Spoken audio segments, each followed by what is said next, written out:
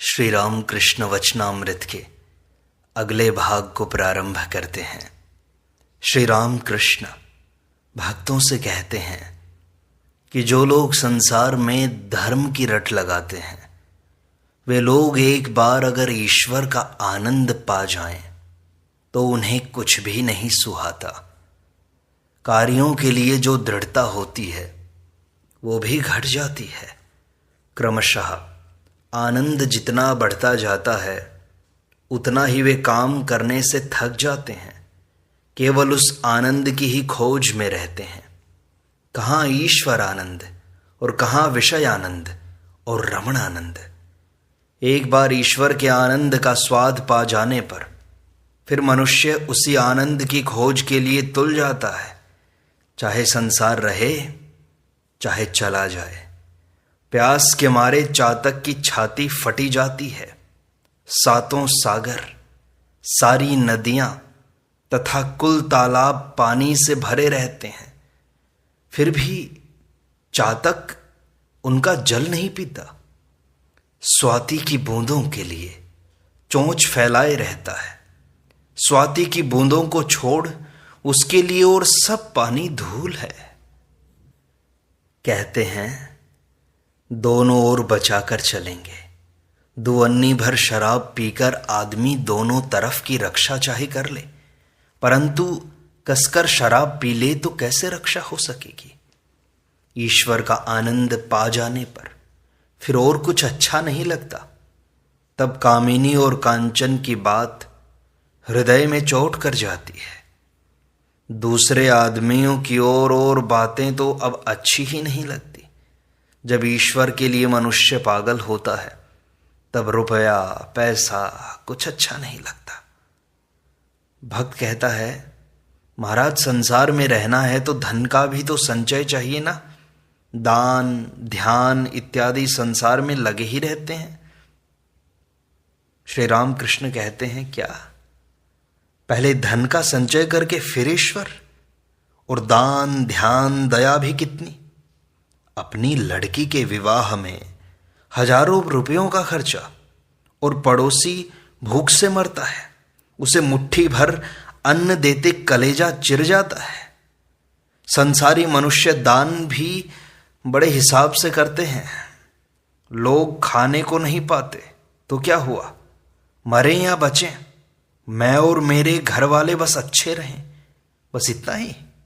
सब जीवों पर दया, उनका जवानी जमा खर्च है बस। भक्त कहते हैं संसार में अच्छे आदमी भी तो हैं महाराज। पुंडरीक विद्यानिधि चैतन्य देव के शिष्य थे, ये संसार में ही तो थे।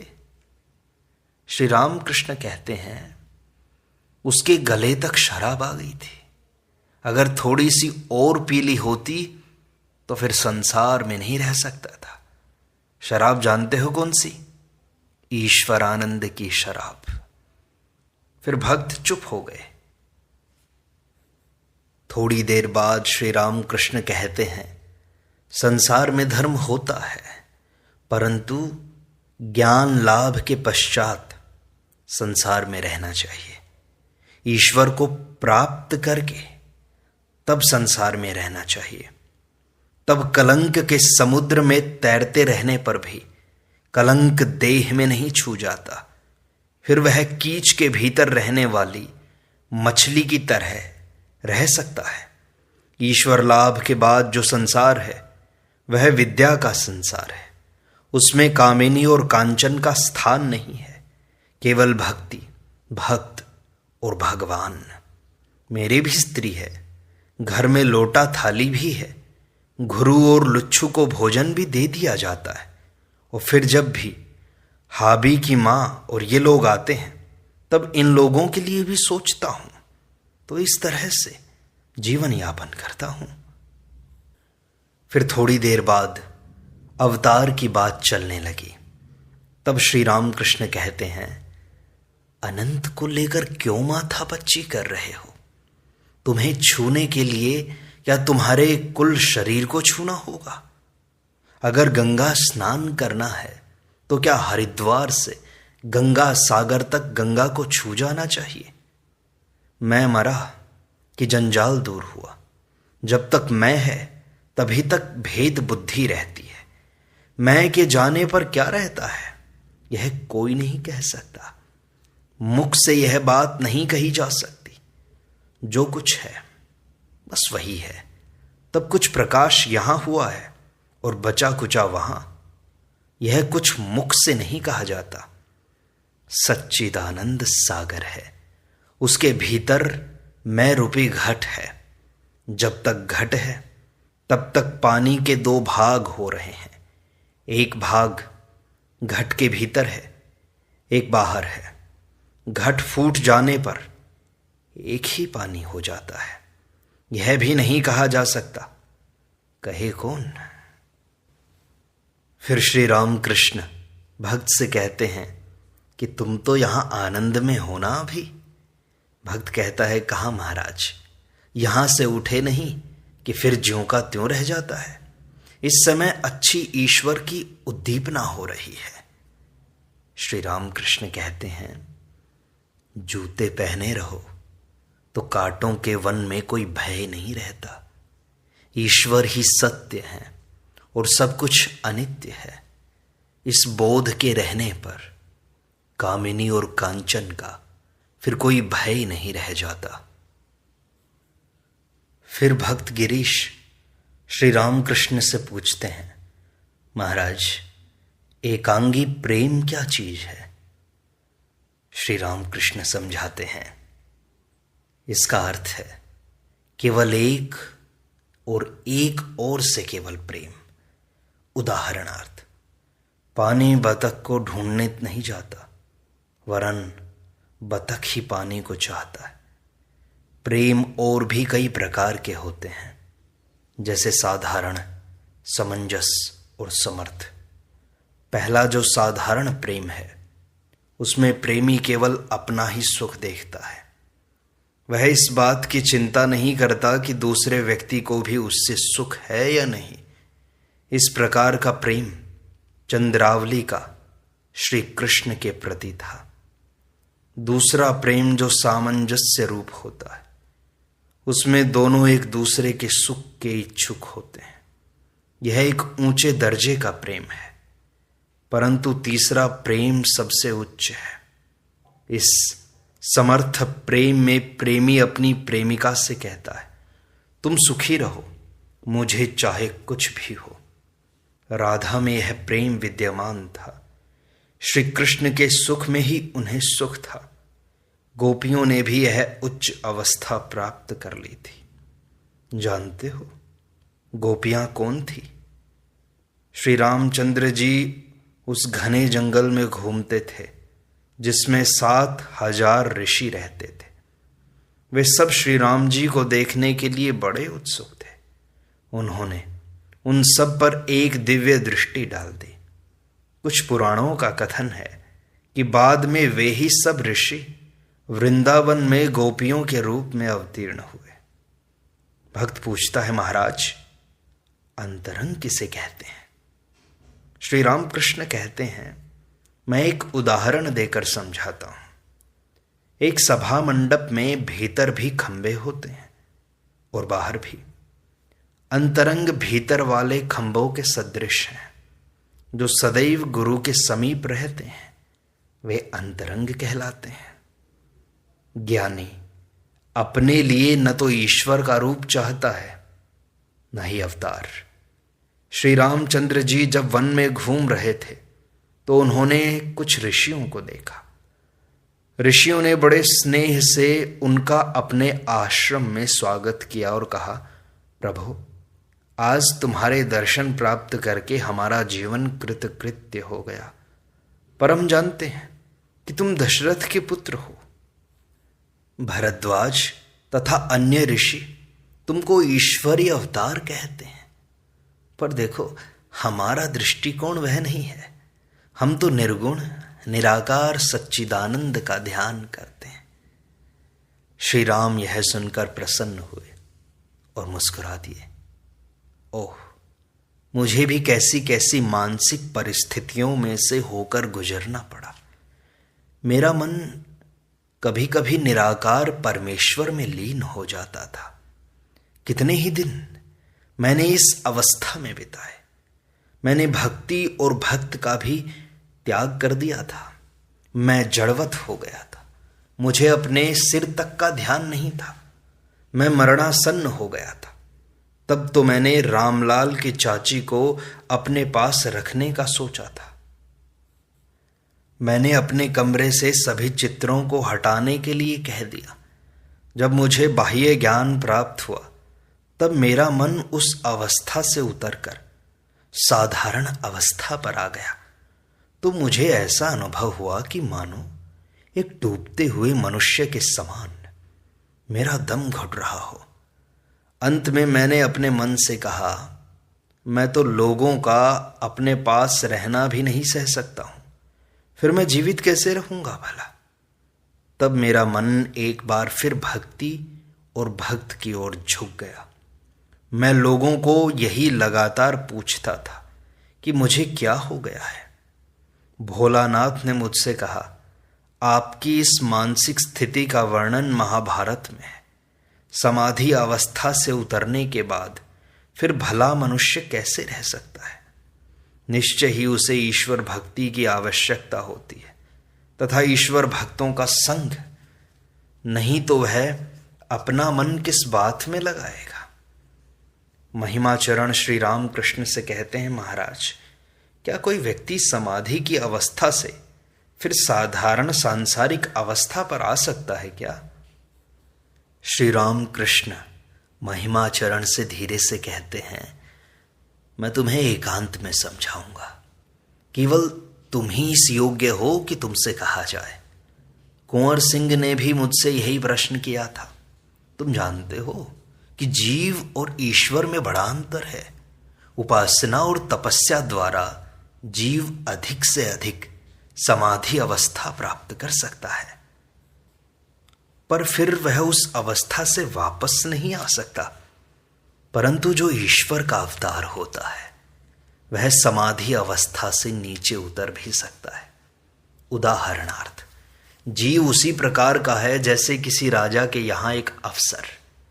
वह राजा के 7 मंजिला महल में अधिक से अधिक बाहर के दरबार तक जा सकता है, परंतु राजा के लड़के की पहुंच 7 मंजिलों तक होती है और वह बाहर भी जा सकता है।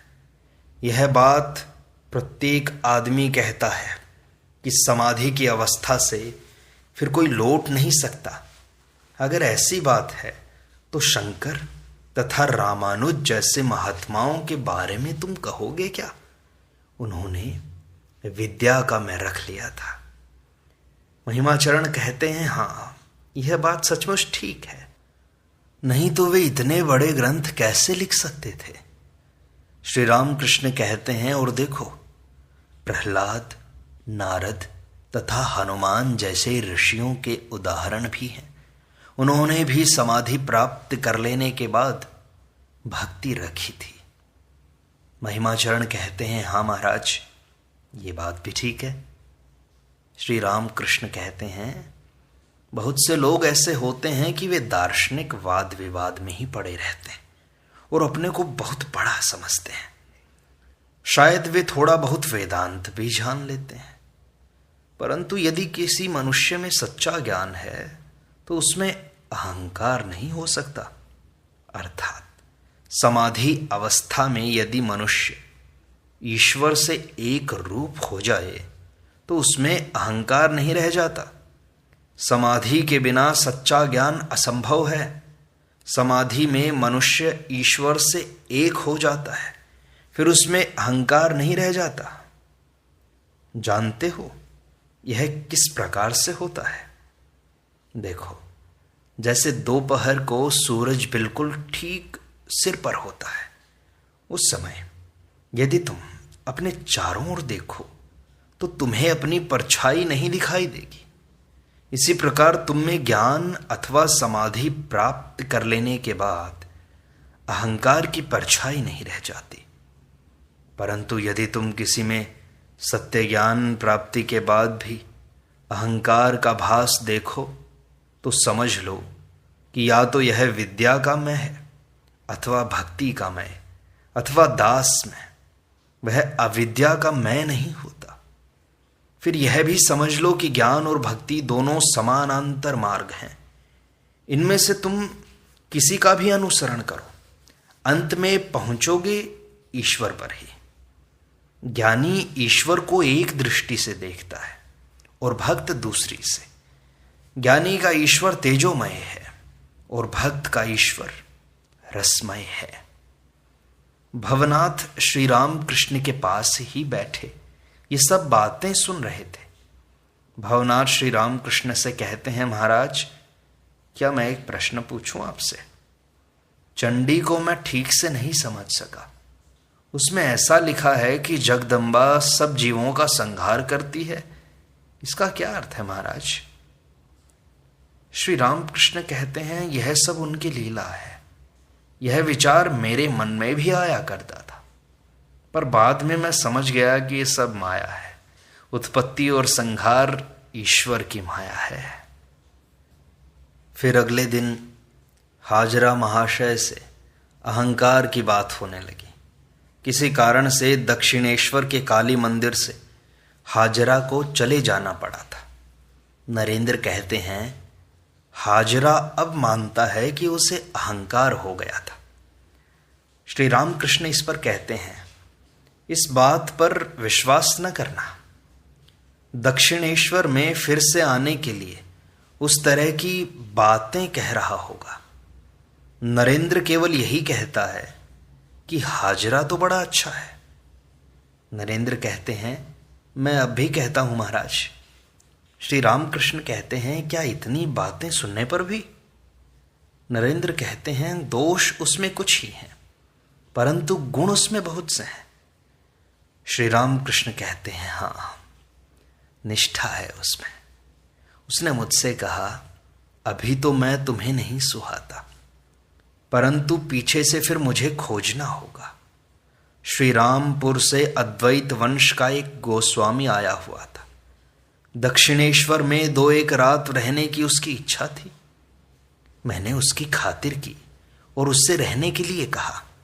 हाजरा ने कहा, इसे खजांची के पास भेज दो। उसके इस तरह कहने का मतलब यह था कि कहीं वह गोस्वामी कुछ मांग बैठे तो हाजरा के हिस्से से ही न देना हो। मैंने कहा, क्यों रे? उसे गोस्वामी समझकर मैं तो लंबा दंडवत करता हूं, और तू संसार में रहकर कामिनी और कांचन लेकर अब कुछ जप करके इतना अहंकार कर रहा है। तुझे लज्जा नहीं आती? सत्वगुण से ईश्वर मिलते हैं, रजोगुण और तमोगुण ईश्वर से अलग कर देते हैं। सत्वगुण की उपमा सफेद रंग से दी गई है, रजोगुण की लाल और तमोगुण की काले रंग से। मैंने एक दिन हाजरा से पूछा, तुम बताओ किसमें कितना सत्वगुण है? उसने कहा, नरेंद्र को 16 आना और मुझे 1 रुपया 2 आना। मैंने अपने लिए पूछा, मुझ में कितना है? उसने कहा, तुम्हारी तो ललाई अभी हट रही है, तुम्हें 12 आना है। ऐसा सुनकर सब लोग हंस पड़े। कुल मिलाकर बात यह है कि थोड़ी भी कामना के रहते ईश्वर को कोई पा नहीं सकता। धर्म की गति सूक्ष्म है।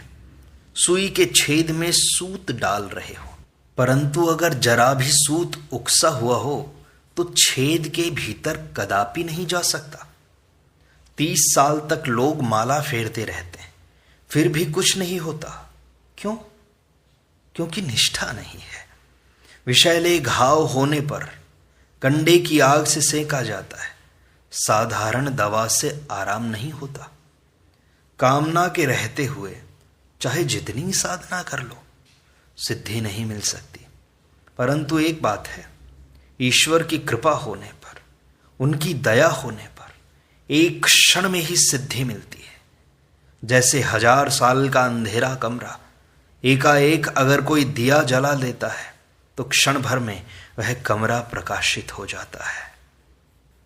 जैसे गरीब का लड़का बड़े आदमी की दृष्टि में पड़ गया हो, उसके साथ उसने अपनी लड़की का विवाह कर दिया।